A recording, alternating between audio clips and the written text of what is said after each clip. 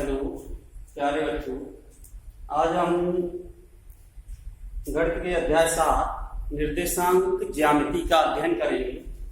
तो ये निर्देशांक ज्यामिति हम जो क्लास 9 में पढ़ के आए हैं उससे आगे का है इसमें थोड़ा सा। तो 9 में तो जो निर्देशांक ज्यामिति थी उसमें हमें किसके बारे में समझाया गया था कि निर्देशांक अक्ष क्या होते हैं, मूल बिंदु क्या होता है और किसी बिंदु के निर्देशांक क्या होते हैं। तो मैं इनकी बात करता हूं। ये 9 में जो हम पढ़ के आएंगे उसको एक थोड़ा सा छोटे से भाग में थोड़ा समझा दूं, उसके बाद हम आगे बात करेंगे कि बिंदु तो समझ में आने ही चाहिए। 9 में जो हम पढ़ के आए हैं वो निर्देशांक अक्ष, जो क्षैतिज रेखा होती थी x डैश x, वो हमारी x अक्ष कहलाती है, y डैश y y अक्ष कहलाती है, ऊर्ध्वाधर रेखा। अब हमें है क्या इसमें, अब ये x अक्ष की पॉजिटिव डायरेक्शन होती है, ये नेगेटिव डायरेक्शन होती है, ये y अक्ष की धन दिशा है, y अक्ष की ऋण दिशा। ये सब 9 में है। अब इसको हमें समझने के लिए जहां पर ये दोनों रेखाएं एक दूसरे को काटती हैं वो मूल बिंदु होता है। मूल बिंदु के जो निर्देशांक होते हैं वो 0,0 होते हैं। ये सब 9 की बातें हैं, इसलिए एक बार रिवाइज कर रहा हूं तो तुम्हें आना चाहिए। ये प्रथम चतुर्थांश होता है, ये द्वितीय चतुर्थांश है, फर्स्ट चतुर्थांश बोल सकते हैं, कहेंगे इसे। ये द्वितीय है, ये तृतीय चतुर्थांश है,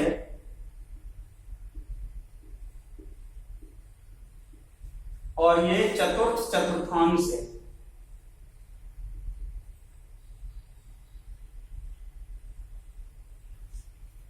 पहले चतुर्थांश में दोनों जो x किसी बिंदु के जो निर्देशांक होते हैं वो धन कोमा धन होते हैं, क्योंकि x अक्ष की धन दिशा और y अक्ष की धन दिशा द्वारा गिरा हुआ है। दूसरा जो चतुर्थांश होता है वो x अक्ष की ऋण दिशा और y अक्ष की धन दिशा में गिरा हुआ है, माइनस कोमा प्लस। अब ये कहेंगे x ऋण है और y धन है, तो माइनस कोमा प्लस क्यों लिखा। हमेशा ध्यान रखेंगे हम, जब हम किसी बिंदु के निर्देशांक लिखते हैं तो पहले x निर्देशांक लिखा जाता है, बाद में y निर्देशांक लिखा जाता है। तीसरा जो चतुर्थांश होता है वो x अक्ष की ऋण दिशा y अक्ष की भी ऋण दिशा से गिरा हुआ है। इसमें किसी बिंदु के निर्देशांक क्या होते हैं, ऋण कोमा ऋण होती है। और चौथे चतुर्थांश में x पॉजिटिव अक्ष में है और y नेगेटिव अक्ष में है, इसलिए धन कोमा ऋण होगी इसके। ठीक है, तो ये मूल बिंदु हो गया। इसको हम क्या कहते हैं, मूल बिंदु। इसको हमेशा O से रिप्रेजेंट करते हैं और जिनको ये मूल बिंदु है। ये x डैश x x अक्ष होती है, y डैश y y अक्ष होती है। ये जो निर्देशांक अक्ष है एक तल को 4 भागों में बांटते ही इन चारों भागों को हम क्या कहते हैं, चतुर्थांश कहते हैं। तो ये पहला चतुर्थांश, दूसरा चतुर्थांश, तीसरा चतुर्थांश और चौथा चतुर्थांश है। अब बात करते हैं कि x अक्ष पर किसी बिंदु के जो निर्देशांक होते हैं वो क्या होते हैं। हमेशा ध्यान रखना, मान लो ये कोई बिंदु है, x अक्ष पर किसी बिंदु के जो निर्देशांक होते हैं वो x, 0 के फॉर्म में होते हैं, x, 0 के रूप में होते हैं, क्योंकि x अक्ष पर y का मान हमेशा 0 होता है। इसी प्रकार से अगर हमें y अक्ष पर किसी बिंदु के निर्देशांक लेने हैं तो वो 0, y के रूप में होंगे। यहाँ y का कुछ भी मान हो सकता है, यहाँ x का कुछ भी मान हो सकता है, ये ध्यान रखिए। तो 0, y के रूप में होते हैं, क्योंकि y अक्ष पर हमारा x का मान 0 होता है, इसलिए ये 0, y के रूप में होते हैं। अब बात आती है कि और कोई, मान लो यहाँ तो ये x अक्ष की बात होगी, y अक्ष की बात होगी। अब किसी बिंदु के निर्देशांक हमें कैसे भी दिए गए हैं, मान लो 2,3 दिए तो 2 भी धनात्मक है, 3 भी धनात्मक है, तो प्रथम चतुर्थांश में होगा।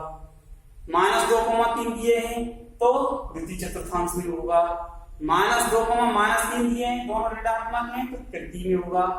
और 2,-3 दिए हैं, x धनात्मक y ऋणात्मक, तो चौथे चतुर्थांश में होगा।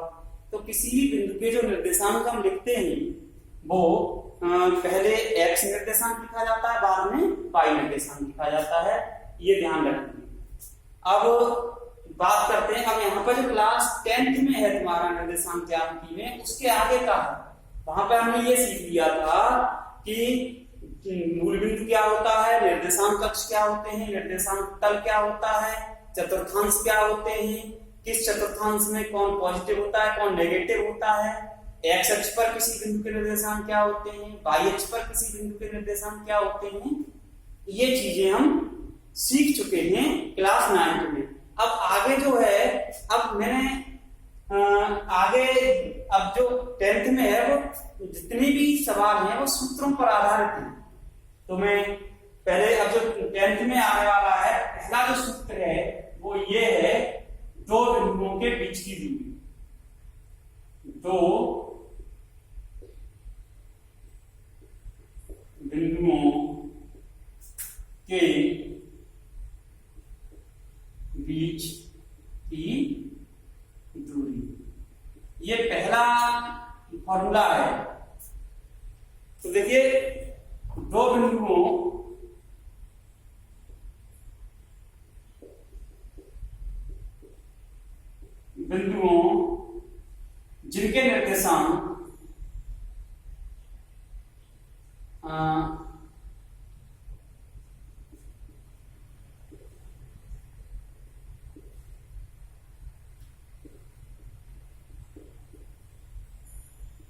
जिनके निर्देशांक क्रमशः x1, y1 तथा x2, y2 है, तो इन बिंदुओं के बीच की दूरी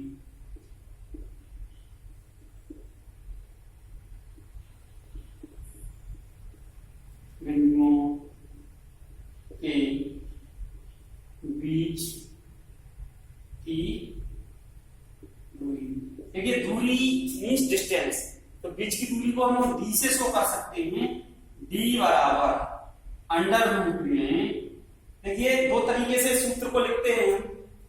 पहले x2 माइनस x1 का whole square, x2 minus x1 का whole square plus y2 minus y1 का होल स्क्वायर, अथवा हम इसको ऐसे भी लिख सकते हैं, अथवा d बराबर अंडर रूट में x1 माइनस x2 का whole square plus y1 minus y2 का होल स्क्वायर। इससे कोई प्रभाव इसलिए नहीं पड़ता है प्यारे बच्चों, क्योंकि हम किसी संख्या का जब वर्ग करते हैं, जैसे यहाँ पर मैं थोड़ा सा समझा दूं, मैं -2,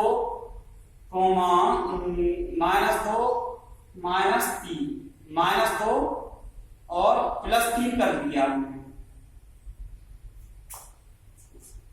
सॉरी, -2 का स्क्वायर कितना होगा, 4 होगा, -2 -2, और 2 का स्क्वायर भी क्या होगा, 4 होगा।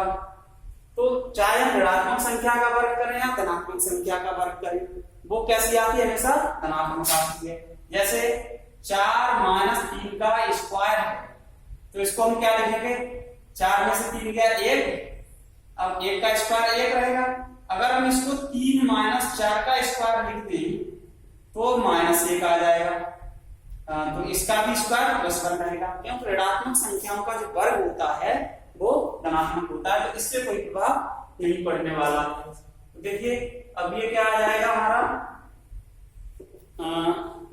ये दो बिंदुओं के बीच की दूरी का सूत्र था, दो बिंदुओं जिनके निर्देशांक क्रम से x1, y1 और x2, y2 में, तो इन बिंदुओं के बीच की दूरी d बराबर, मैंने तो यहाँ पे d मान लिया इसको, ठीक है।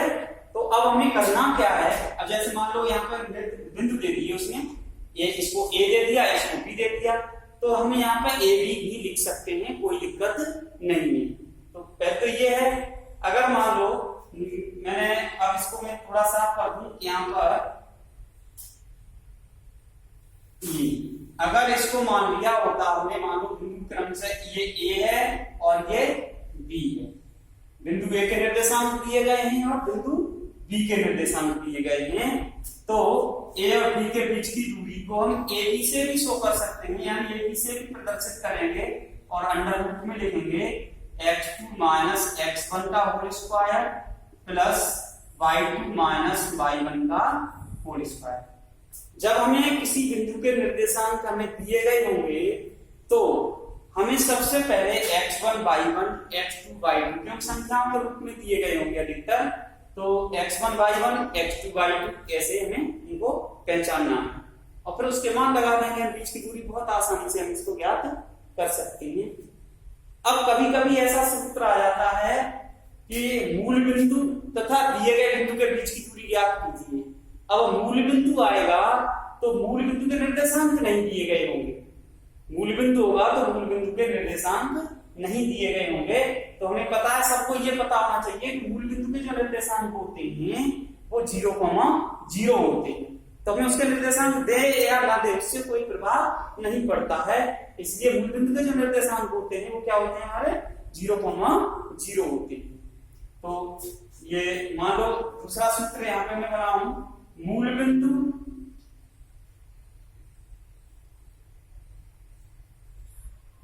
मान लिया मैंने इसको 0,0, इसको O से रिप्रेजेंट कर दिया, इसके निर्देशांक होते ही 0,0, O से रिप्रेजेंट किया, तथा बिंदु P मान लो x, y के बीच की दूरी, के बीच की दूरी क्या होगी, बीच की दूरी अंडर रूट में।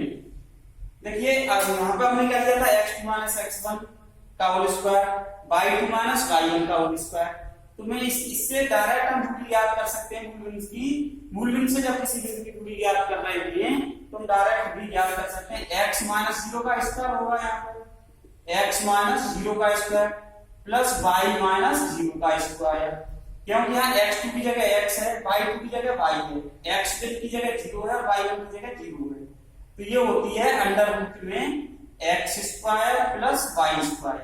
यानी इसका मतलब ये इसलिए बताया है मैंने कि जब हमें कोई बिंदु दिया गया है तो उस बिंदु की मूल बिंदु से दूरी पूछी जाए तो हमें दूरी का सूत्र लगाने की आवश्यकता नहीं है, हम इसको OP से भी रिप्रेजेंट कर सकते हैं, तो डायरेक्टली हम इस सूत्र का जो हमें बिंदु दिया गया है उसके निर्देशांकों के वर्गमूल का योग लिख लेते हैं अंडर रूट में और उसकी दूरी ज्ञात हो जाती है। अब बात आती है कि दूरी के सूत्र का प्रयोग करके हमें तीन बिंदुओं के संरेख होने की तीसरी कंडीशन जो आने वाली है वो ये है कि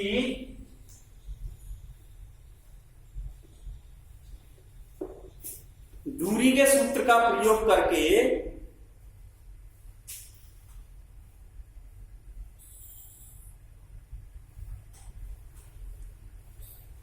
क्या कंडीशन है, देखिए यहां पर ही बता रहा हूं मैं, दूरी सूत्र का प्रयोग करके सिद्ध कीजिए कि दिए गए तीन बिंदु संरेख हैं या संरेखी हैं, कोलिनियर हैं। संरेखी का मतलब समझ लीजिए, अगर कोई तीन बिंदु दिए गए हैं हमें, मान लो संरेखी है, संरेखी का मतलब होता है कि वो एक ही रेखा पर स्थित है, एक ही रेखा पर स्थित हैं। तो देखिए तीन बिंदुओं के संरेखी होने का प्रतिबंध बता रहा हूं मैं यहां पर। तीसरी जो कंडीशन है, तीन बिंदुओं के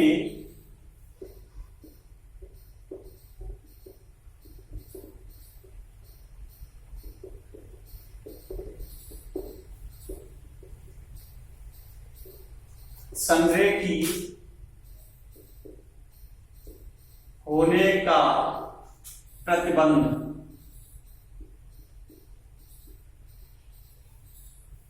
यानी क्या शर्त है कि तीन बिंदु संरेखी होंगे।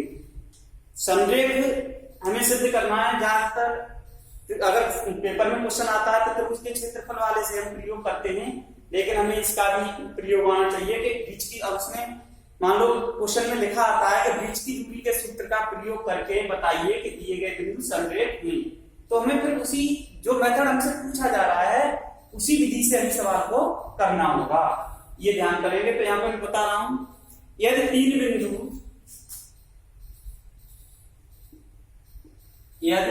बिंदु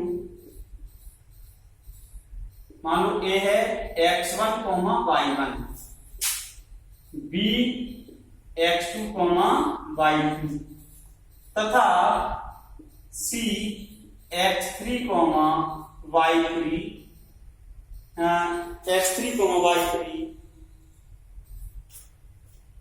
संरेखी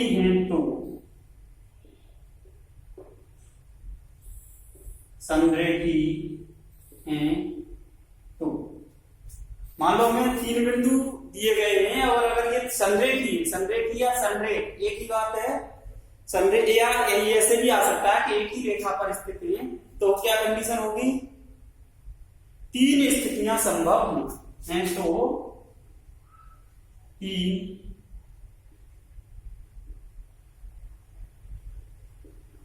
तीन स्थितियां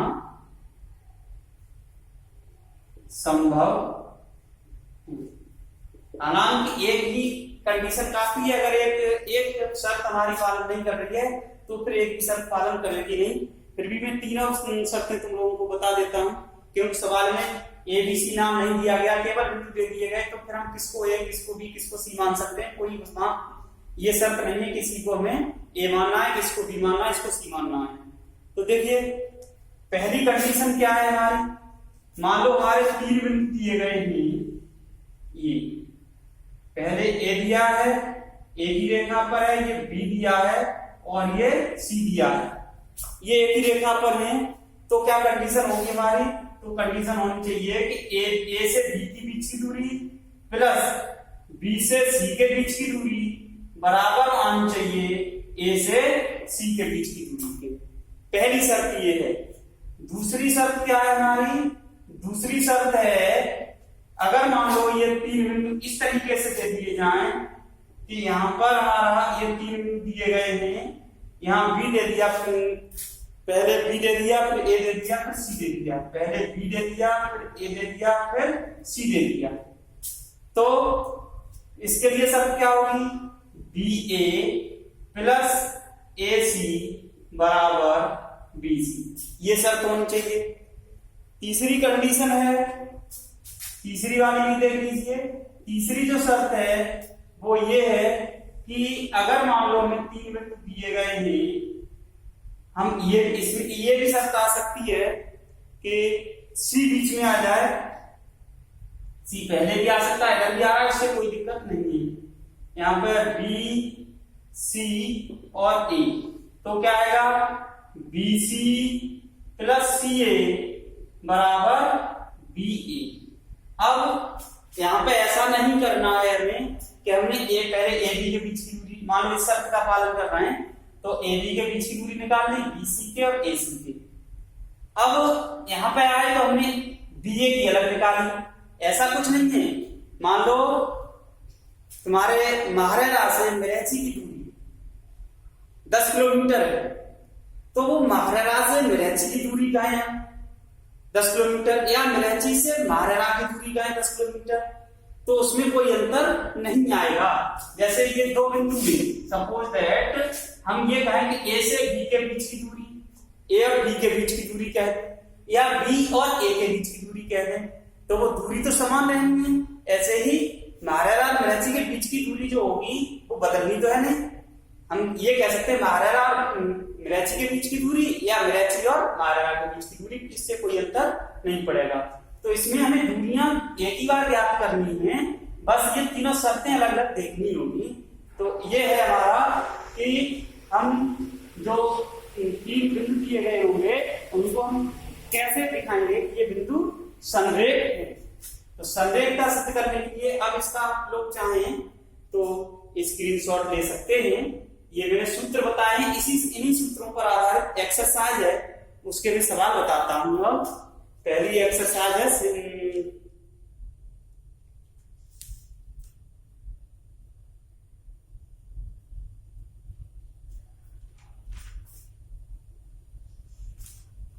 ठीक है, मैं साफ कर रहा हूं उसे।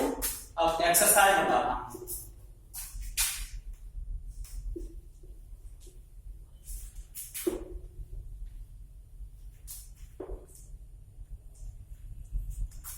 देखिए, प्रश्नावली 7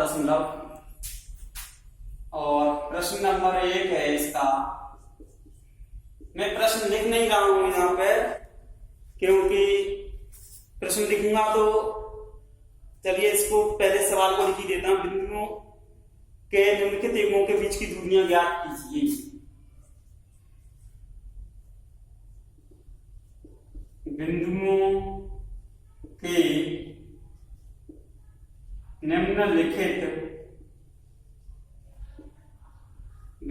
के निम्नलिखित युग्मों के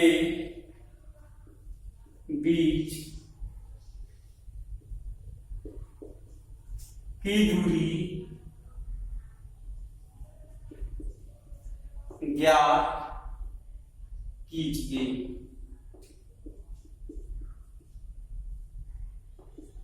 बिंदुओं के निम्नलिखित युग्मों के बीच की दूरी ज्ञात कीजिए, ये पहला प्रश्न है। इसका पहला जो पार्ट है वो 2 बिंदु दिए गए हैं, इसमें नाम कोई नहीं दिया गया है, ये ध्यान रखेंगे।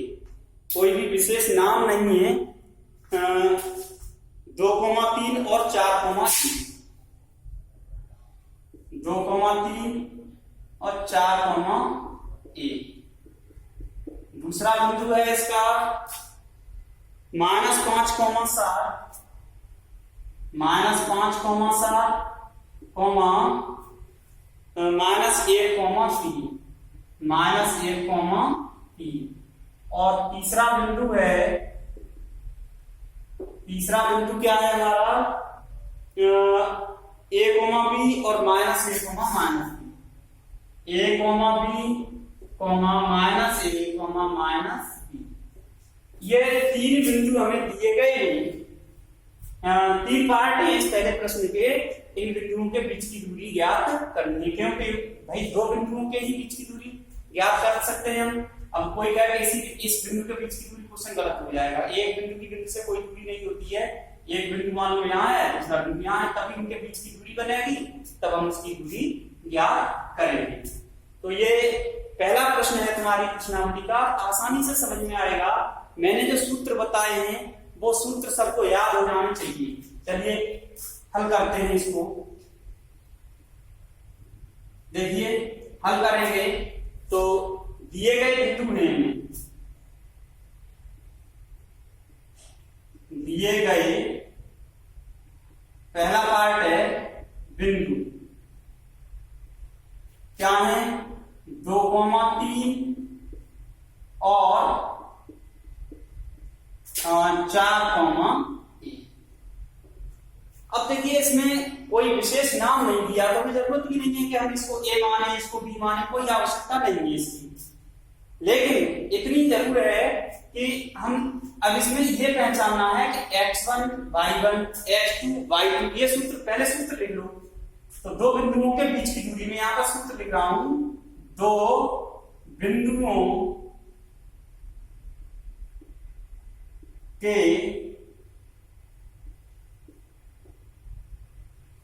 बीच की दूरी, मैंने किससे रिप्रेजेंट किया था इसको? d से। d बराबर डिस्टेंस, d फॉर डिस्टेंस। तो d बराबर होता है हमारा अंडर रूट में x2 माइनस x1 का whole square, x2 minus x1 का whole square plus y2 minus y1 का होल स्क्वायर। ये 2 बिंदुओं के बीच की दूरी हमारी सूत्र है ये। अब 2 बिंदु क्या थे हमारे? x1, y1, दूसरा था x2, y2। तो पहला जो बिंदु दिया गया है उसको हम क्या लिखेंगे? इस जो जैसे निर्देशांक दिए गए हैं ये ध्यान रखेंगे, उसी क्रम में ऐसे ये दिया गया है तो इसके नीचे x1 और इसके नीचे y1, क्योंकि जो भी निर्देशांक होते हैं किसी बिंदु के वो x, y के रूप में होते हैं। तो पहले को x1, दूसरे को y1। ऐसे ही ये जो दूसरा वाला निर्देशांक दिया है उसमें पहले को हमें क्या मानना है x2 और दूसरे को y2 मानना है। अब इसको हम चाहें तो ऐसे लिख भी सकते हैं, जहां x1 बराबर 2, y1 बराबर 3, x2 बराबर 4 और y2 बराबर 1। तो मैं लिख दे रहा हूं, मेरे सवाल में कोई दिक्कत नहीं है। तो देखिए यहाँ पे लिख रहा हूं मैं, जहां x1 बराबर कितना है हमारा 2, x1 की सीध में 2 आ रहा है, x1 बराबर है 2, y1 बराबर कितना है 3, x2 बराबर कितना है 4 और y2 बराबर कितना है 1। अब हमारे पास x1 का, y1 का, x2 का, y2 का मान है जो इस सूत्र में लगाना है। जो सूत्र है हमारा दो बिंदुओं के बीच की दूरी का ये सूत्र होता है हमारा, मैंने यहाँ पे लिख दे रहा हूं, ये सूत्र है, ये हमें याद रखना है। तो इस सूत्र में हमें ये मान लगाने हैं। तो देखिए इन मानों को लगाना है, तो मैं इसके आगे इधर करूंगा क्योंकि शायद हो सकता है नीचे दिखाई नहीं दे, इधर ये साफ कर देता हूं, यहां पे करूंगा।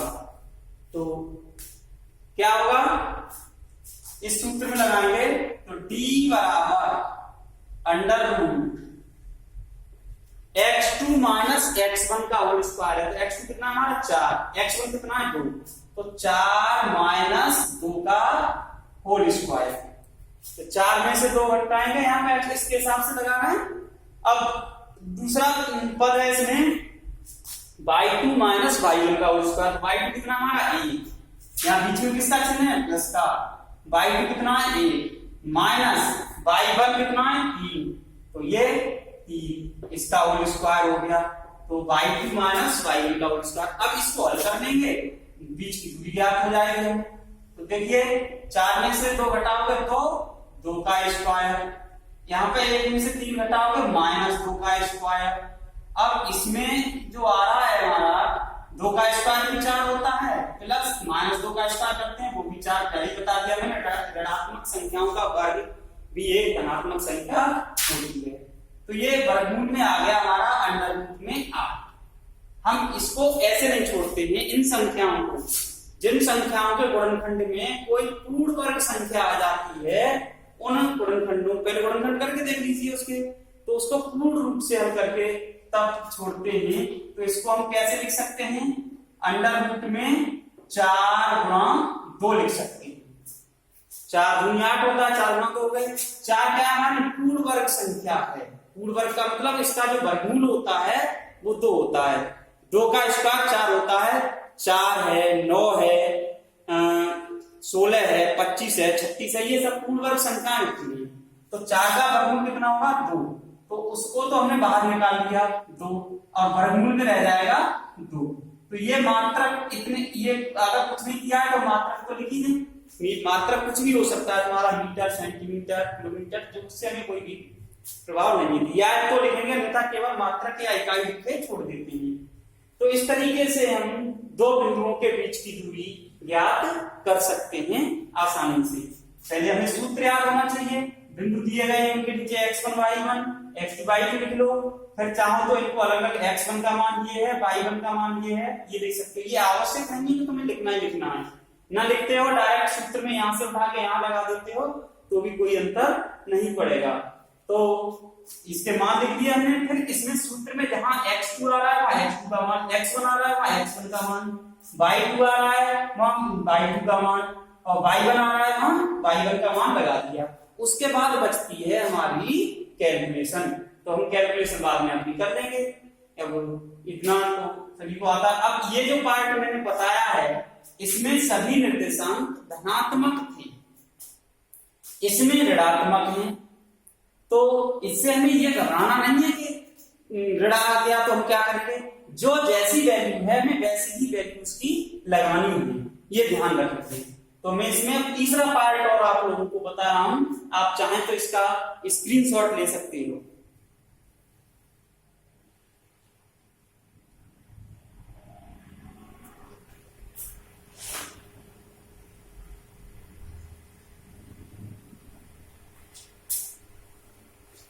चलिए अब मैं इसका तीसरा पार्ट बताता हूं।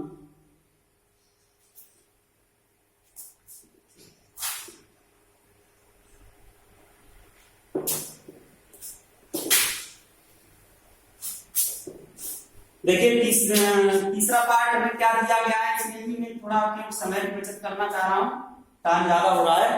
तीसरा पार्ट क्या है हमारा, दिए गए बिंदु है a, b तथा दूसरा बिंदु है -a, -b। अब मैंने जो बताया था वही प्रोसेस इसमें करनी है। दो बिंदुओं के बीच की दूरी का सूत्र है, वो तो बदलने वाला है नहीं, वो तो सूत्र ही रहेगा, चाहे हम यहाँ पढ़ लें या कहीं और पढ़ें, सूत्र जो है, जो सिद्धांत होते हैं वो नहीं बदलते। तो अब ये क्या है, उसी की तरह से करेंगे। इसके नीचे क्या लिखेंगे, पहला जो निर्देशांक होता है वो x1 y1 होता है, तो इसके नीचे x1 इसके नीचे y1 लिख दिया हमने, ये इसके नीचे x2 और यहाँ y2 लिख दिया। ठीक है, अब मैं यहाँ पे अलग अलग भी लिख दे रहा हूं। देखिए जहां x1 बराबर कितना है हमारा a, y1 बराबर है b और x2 बराबर है -a और ये -a है और y2 बराबर है -b। अब जो सूत्र है बीच की दूरी का, उसमें हमें x1 की जगह x2 की जगह x2 का मान लगाना है और x1 की जगह x1 का मान, y2 की जगह y2 का मान और y1 की जगह y1 का मान लगाना है। तो देखिए यहाँ पे एक स्टेप में कर दे रहा हूं, बराबर d बराबर, ये d बराबर ही आएगा, d बराबर क्या है, x2 का मान कितना हमारा -a माइनस ये x1 का मान है a, ये ऋणात्मक होता है तो माइनस प्लस हो जाता है, लेकिन ये धनात्मक है इसलिए कोई प्रभाव नहीं पड़ेगा। ऐसे ही प्लस y2 का मान है -b, तो -b और ये आ जाएगा हमारा -b, इसका होल स्क्वायर हो गया। ठीक है, ये क्योंकि y2 -b और y1 +b, तो -b, ये क्योंकि माइनस चिन्ह इसमें आ रहा है तो हमने ये सूत्र में लगा दिया। अब सूत्र में लगाने के बाद हम जैसे कैलकुलेशन करते हैं, हमें पता है दोनों चिन्ह समान हैं, अगर दो संख्याओं के तो वो जुड़ती नहीं, ऋण की है तो ऋण में जुड़ेंगी, धन की है तो धन में जुड़ेंगी, और अगर दोनों चिन्ह विपरीत हैं तो वो घटती नहीं, ये निश्चित है, ये ध्यान रखना। और जिसका चिन्ह बड़ा होता है, जो संख्या बड़ी होती है, धन की बड़ी है तो धनात्मक आएगा, ऋण की बड़ी है तो ऋणात्मक आएगा। चलिए खैर ये चीजें तो आप लोग जानते ही होंगे। अब इसमें ये है -a और